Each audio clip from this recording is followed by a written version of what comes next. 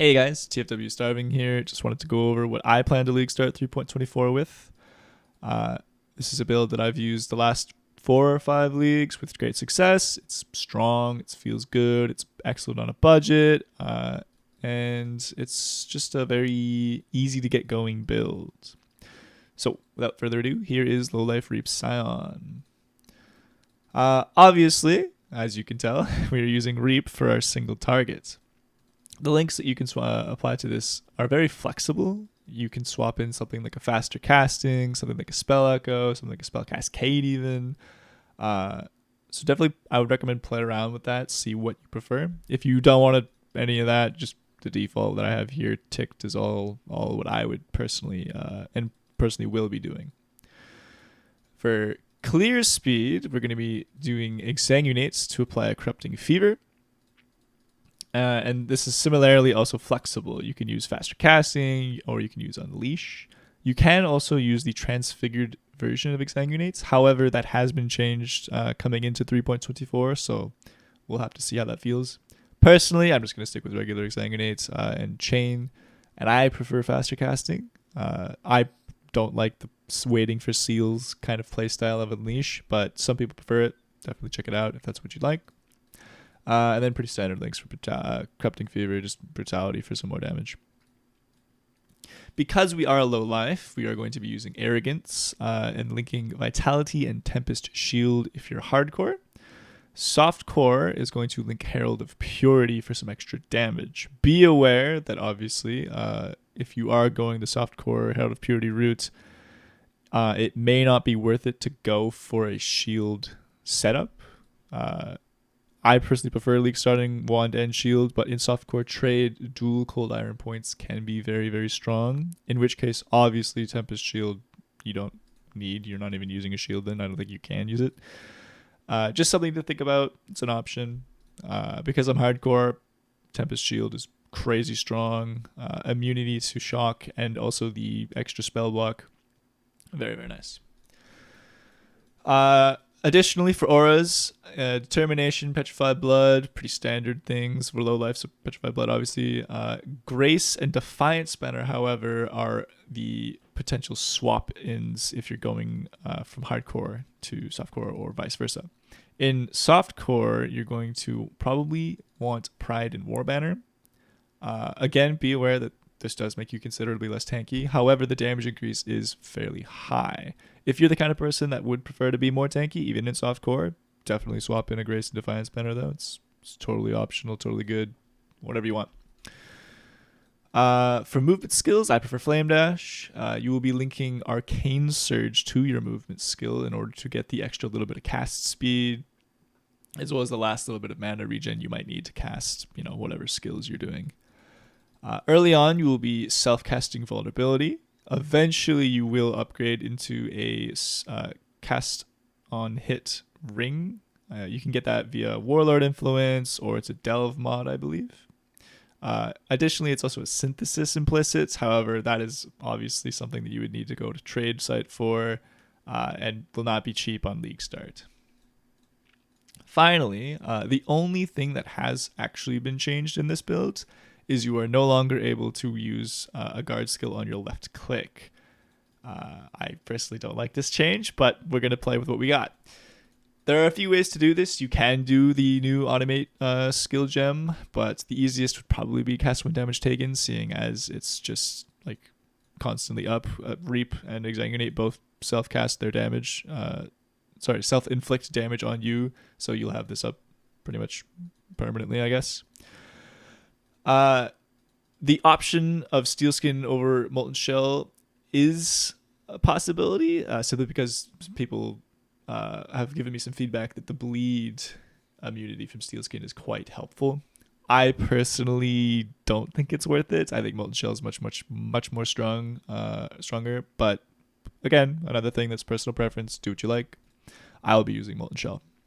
As for the passive tree, I have where you should be at for each part of leveling up early on, and then all the way into an endgame softcore centered cluster setup, or a hardcore version that includes glancing blows and suppression.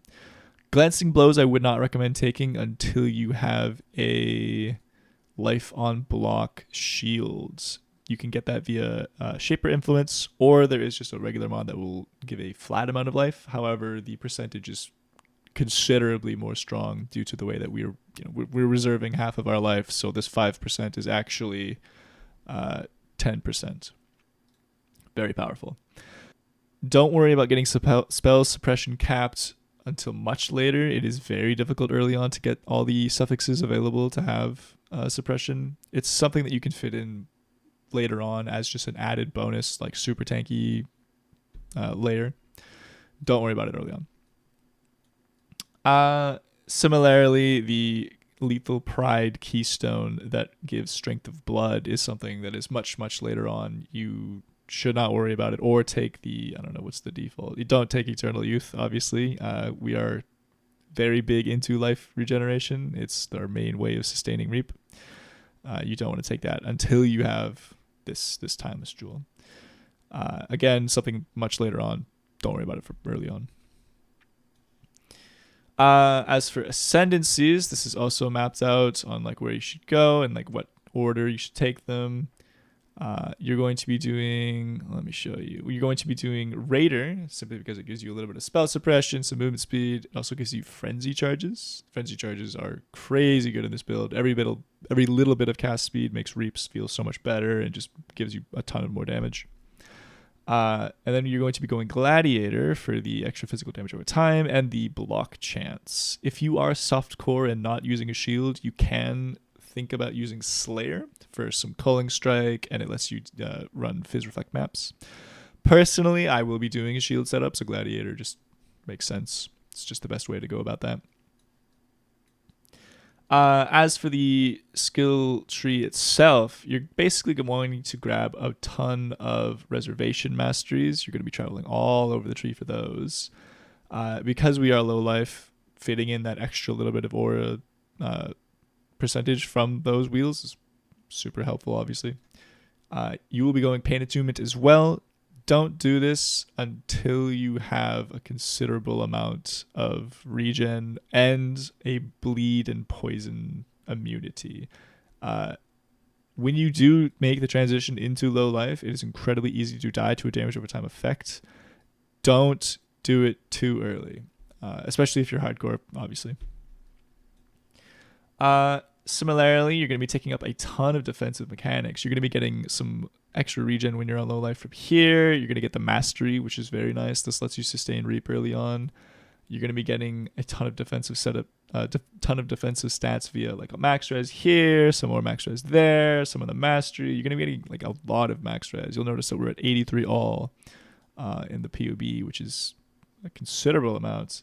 For considering we're not investing super heavy into it, just a couple passive points here and there. As for damage, there's only a couple damage wheels. The build itself does not need a ton of damage wheels. You get this one here, and then make sure to get the Mastery with skills that cost life. That is a good chunk of damage there for basically free. You don't have to do anything extra for it. And then you just get this wheel here for a little bit more. Other than that, nothing too crazy on the tree, just life. You get a good amount of the Scion life wheel here. And you'll notice that if I go to the late game one, you'll notice that we have like a lot of 1-point jewel setups like everywhere on this build. Where's the other one? This one here too. It's very, very easy to get some defensive stats from this. For example, reduced duration of bleed or poison or ignites. Very, very easy way to do that. It's a decent amount. I believe it's 35 or 33% on a jewel for one. And you can get, multiple different kinds on each jewel. Very good way to get that. And then you will be running Iron Will for the extra damage. And where is it? Oh, it's in here. For your cluster setup, you will eventually want a small cluster jewel that gives Enduring Composure, simply because it's the easiest way to get endurance charges. Early on, you can take this nice little wheel here for mapping. It lets you get endurance charges and frenzy charges super, super easily. It's only really useful for mapping. Bossing, it does not do a whole lot. However, the charge mastery is quite useful for bossing, simply because sometimes your frenzy charges can fall off. It's only, I believe it's only like a 10% chance on hit. Yeah, 10% chance on hits, which if your frenzy charges fall off, you lose onslaught, you lose all those frenzy charges, it makes your cast speed feel very bad. So definitely consider keeping this charge mastery for bossing, just simply because of that reason alone. And then as for gearing, it's very SSF friendly. Everything in this build is designed to be league start friendly, SSF hardcore friendly, all that. Starting off, you're going to be using a +1 SSF wand. This is so easy to craft. It's literally just a vendor recipe for +1 physical spells. You can also get a little bit more powerful wand with this little YouTube video I have linked here. Just be aware that it's doing this for cold damage over time. You're going to want to substitute anytime he does anything cold, just replace that with a physical damage over time roll, and it's the same thing. I would recommend just using this simple vendor recipe and then bench crafting. It's incredibly simple and easy and cheap. In softcore trade, you can definitely go for cold iron points. They are disgusting value-wise. They might be a little expensive early on in the league, but they will rapidly fall in value just so fast. It's very insane how cheap these are for how good they are. Again, in softcore, be aware that if you want to get more tanky, you're going to have to go for shield, but you will sacrifice a decent amount of damage. Dual wielding cold iron points is just so much damage that it's kind of insane. I personally am going to be league starting hardcore, so I'm going to want a shield setup. But if you are softcore and you don't mind, a little less tankiness, go for the dual cold iron points. It's very worth it. As for late game upgrade for your wands, the +2 SSF wand I have here is totally recreatable. I will have at the end of this video, I'll have a little tutorial on how to do that. And then we are also going for armor and evasion on all of our gear. This is because we're taking the evasion mastery that requires all of our gear to have evasion, and the armor mastery that requires all of it to have armor. So you need both. You can do a little bit of a cheat code by just bench crafting the one you're missing. Like if it's a pure armor base that has a very good roll on it that you really like that piece of gear, you can just craft evasion on it, and that counts for the mastery. But the easiest way to do this is to simply just start off with an armor evasion base, which I recommend doing for all your gear. For day 1, day 2, day 3, early on in the league, don't worry about any stats really. Just get your life, your resistances, your attributes, all that, the standard stuff. If you could fit in a regen roll on either like body armor or your belts, that's very, very helpful. This build does like its life regen. It's how we sustain our reap. But early on, just life and res is all you need. I cover like the upgrade order in the notes section here, so be sure to check that out. But you don't really need any crazy stats early on. You could like a cast speed on like a ring or an amulet is nice, but it's totally not necessary. It's just kind of like a added bonus. Some people will say the build feels a little clunky without some cast speed, so if you are like feeling that way, check out some cast speed, get it if you can, but I don't think it's necessary personally. And then a big upgrade as well will be a +2 amulet. This similarly has a crafting guide in the notes here. There's a video that goes over how to make this. It's totally recreatable, very simple, very easy. This guide makes it very easy to follow, so I highly recommend watching that. And then you will be anointing this. I actually don't know how to pronounce that, but it is this one right here that increases your damage while you're leeching and increases the amount of life that you are leeching. Don't anoint this until you have this glove implicit of physical damage leeches life. If you don't have this implicit, you will not have any leech at all, and so that anoint is entirely useless. Early on, you can replace it with anything at all. If you need some attributes, you can anoint one of the 30 attribute like clusters here or there or whatever, or just whatever you want. It's very, very flexible. I would advise you get something kind of cheap because it is something that you're going to be replacing. Your end game is this anoint. And then, yeah, another big upgrade is the ring. You're going to want to get enemies, curse enemies with vulnerability on hits. You can get that via Warlord Influence or a Delve mod or a Synthesis Implicit. The Synthesis Implicit will obviously be limited to trade unless you're very, very lucky. And it is a bit expensive early on. It can be a couple divines, depending on the item level of the base and all that. I would recommend just getting a Warlord ring, any Warlord ring really, with a usable base. And spamming Reforge Caster and Harvest is a good way to craft that. It's probably the easiest way. And then once you do get this curse on hit ring, you can go into your gems and swap out the vulnerability skill gem that you are self-casting for a Righteous Fire. Don't do this until you have enough regen to sustain it comfortably. But it is a incredibly high amount of spell damage because of this gem. It's 41% more spell damage, which is so much. It does make it easier to sustain if you're using a ruby flask. However, I recommend swapping your flask into, counter at whatever boss you're facing. So, searing for ruby and then corresponding to whatever damage type the boss does to the elemental flask. You can also go for a basalt flask here because we don't have the best physical mitigation until later on when for example, you'll get some physical damage taken as on like helmet and your body armor, and maybe like you'll get like physical damage reduction on like a shield or maybe even body armor too. Until you get all those things, a basalt flask might be worth it just to get that extra little bit of armor for that. Other than that, for flasks, pretty standard setup. Granite flask. You'll be using sulfur flask for a little bit of increased damage, and consecrated ground is very, very useful. It gives you a ton of regen and a little bit of reduced effective curses, which is quite nice. And then quicksilver. Duh, everyone wants those. For suffixes on flasks, again, it's pretty standard. You're going to want to get armor and evasion, and then the rest is kind of flex. You can go for bleed immunity, you can go for like freeze immunity, you can go for ignite immunity, you can go for like curse effect. I personally like bleed and freeze on flasks. However, you can also go for a Brine King pantheon to avoid freeze. That's a very, very good way to get that. Arakali obviously makes you considerably more tanky against damage over time, which is this build's like bigger weaknesses. I prefer this one. Again, it's personal preference.